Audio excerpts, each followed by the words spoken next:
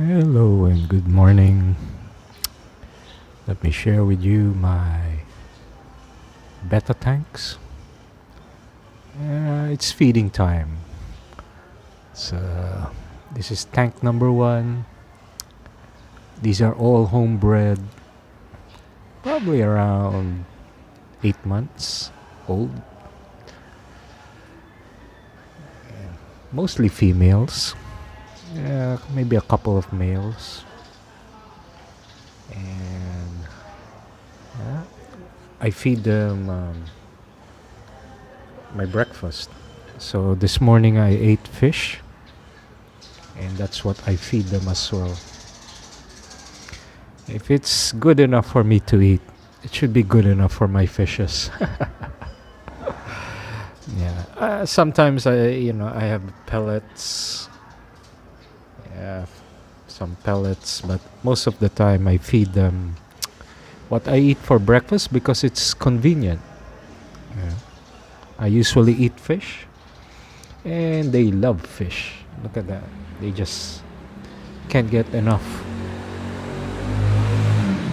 Right? Oh, see that? They love it. It's cooked fish, okay? I don't feed raw fish. I feed them cooked fish. I think it pollutes the water less. Yeah. And so let me talk today about my water, my how do you call that? My no water change setups. So, in short, I don't change the water of all my betta tanks. I'm too lazy to do that. Yeah. But the thing is, actually, it's better for them if you can get the tank to us. All right, that's the shoe shine repair guy outside our street. Yeah, they're here too. He walks every day. He says shine repair zapatos, which is shoes. Shoe shine. That's in the Philippines. So we have shoe shine people, guys, as their job. Livelihood, walking around the streets every day, looking to shine shoes. Right? And what else is happening? So again, getting back, yeah. If your aquarium, your tank, if you can get it to a no water change state, that means it's a state wherein there's such good balance that you should not change the water actually. The fish are so lively, the plants are so growing healthy, the water is clear, and everything is just in harmony. I think I do get to that state. So most of my tanks are now, I don't change the water. But I do have to add water due to evaporation. My tanks are outdoors, so sunlight, water evaporates a bit. But that's all I do. I top off the tank. I don't siphon it, clean it. And let me show you who cleans the tank. So this is one tank. That's me in the background. And if you take closely, the key is to have lots of plants. So I have floating water lettuce here. And I have some plants that have grown down here. There's no soil, but you see these brown things? I don't know what they are. They are probably decomposing algae, which the plants use as their nutrients. Also all the, I guess the crap that the fishes leave falls here. It fertilizes the plants very well. And yeah, I have snails as well. So it's the snails that do the job of it's hard to see the snails here, but they They supposedly keep the tank clean by eating the bacterias. Alright. So if you take a look here, alright, so these are probably 3 months old, a little smaller than these guys. See the difference?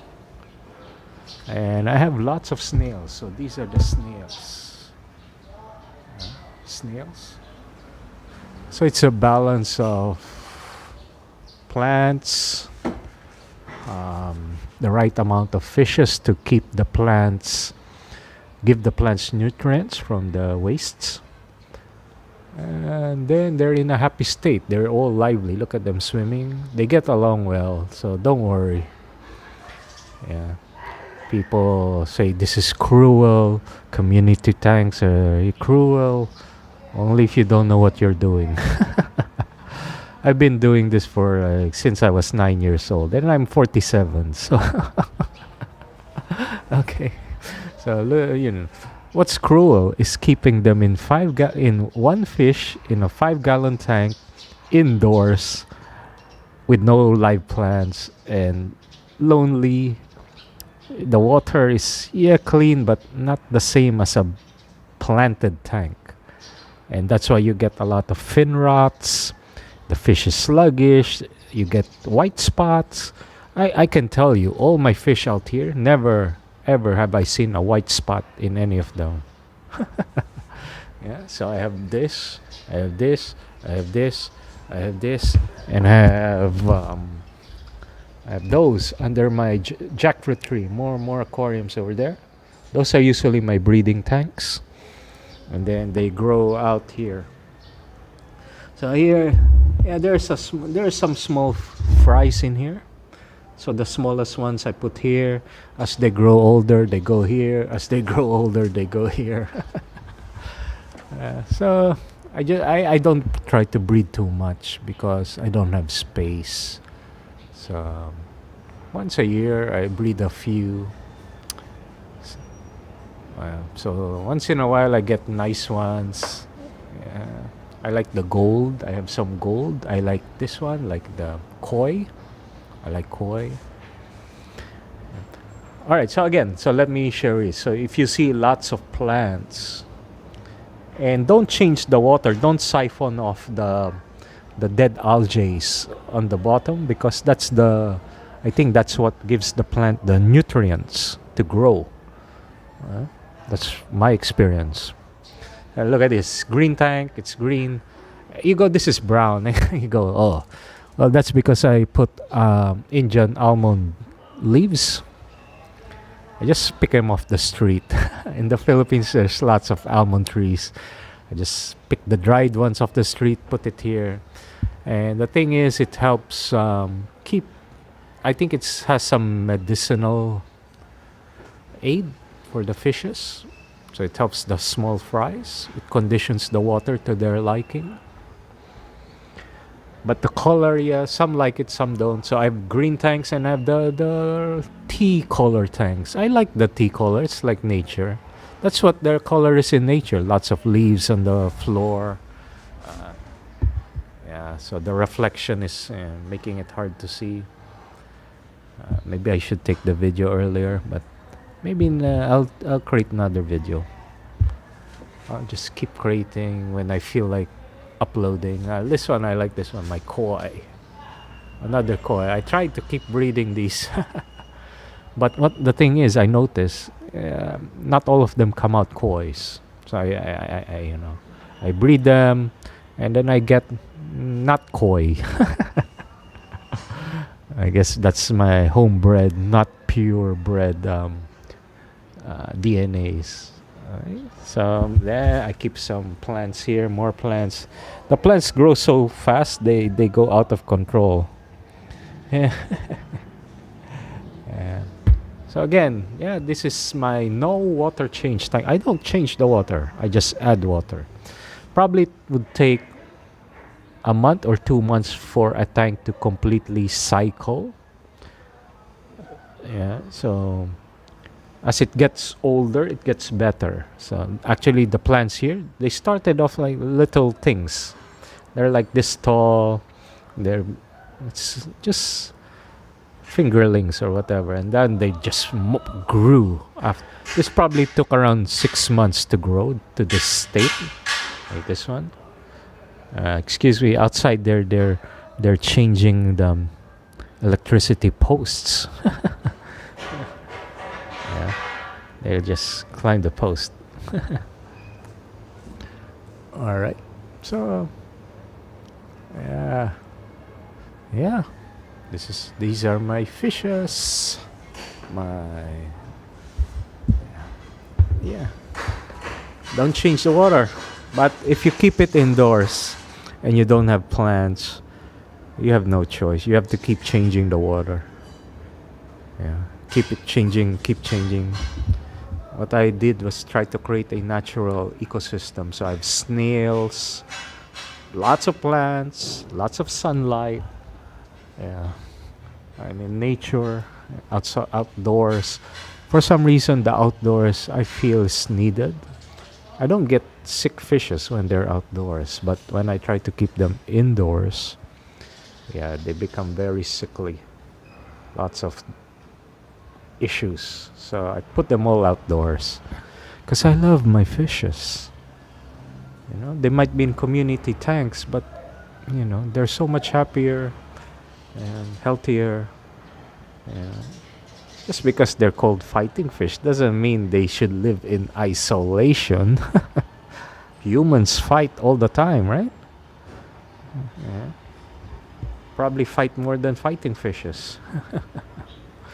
And so if you take good care of them, there is a way to keep them all peaceful together, like normal fishes. Yeah. Don't believe me here. Look at them. They're all healthy. They're not fighting. Hello. And they love me. See? They know me. They know me so well. They're not afraid of me. They bite. Yeah, they're biting me now. Hey. But, you know. Okay. So, that's it. That's it for today. I'll upload some new videos. Maybe when there's less glare. There's so much glare in the video right now. You can see me. Hi. Fishes. I love them. All right. Betta fishes. Let's take a close look. Hey, say hi, guys. Let's try this one. All right.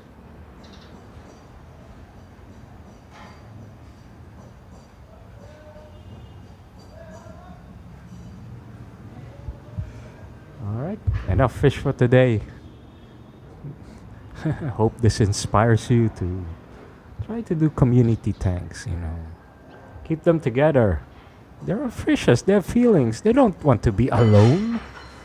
And, you know, breeding is part of living, right? You know, so sad to have fishes that never breed in their lifetimes. Like, how cruel can you get not to breed them, right? For them not to experience the joy of having their little fries, you know, to procreate, to meet a female. You know? Oh well, to each his own. That's why I've stayed. I've gotten off all the Facebook groups on bettafish. They're just too. They don't understand. You know, they don't understand. They don't understand. They think what I'm doing is cruel.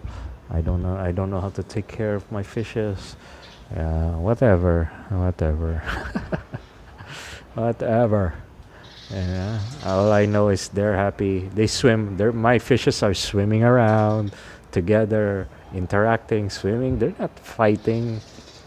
Yeah. Look at that. They're not fighting. Yeah. Those are not just all females. There are males there as well. They don't fight. Yeah, see that? Yeah, these are males. These are male. That's a male. That's a male. Yeah, they get their tanks, and I give them 30-gallon tanks, not 5-gallon. You know, so whoever says must 1 betta to 5-gallon, you're the ones who's cruel. Mine are, they have look at all the space they can swim in, One fish can swim so big a space. Whereas these, these mm, knowledgeable experts, they keep their bettas in 5-gallon tanks and say that's the happy space. Because keeping them in jars is cruel. Well, it's all relative. I can tell them they are cruel the way they keep their bettas because it's too small compared to mine, right? I don't know. I'm not a fish psychologist. All I know is I can tell from experience. I can tell if they're swimming well. You can tell. You can tell. If your fish is active swimming, you can tell if they're healthy or not, if they're happy or not. Yeah, I can tell. I can sense when the water's not correct by the way they move, by the way they swim. I can sense it. Uh, yeah, enjoy. It's just nature. My design is nature. There's nothing special. It's just plants and the fish. And feed them fish. Might sound cruel, but they love the fish. So why feed them pellets? All right. Okay, that's my question. If you feel my fish is freshly cooked, it's fresh. Versus them eating a dried pellet, processed pellet. How healthy is that? Imagine humans eating fish food. Those. Come on, that's not food. In nature, there are no pellet fish foods. They eat live meat or live larva worms and so on. But I'm in the city, so I don't have real fresh food. I'll talk about food another time, maybe tomorrow. All right. If you love fish, I love fish. Yeah, it relaxes me.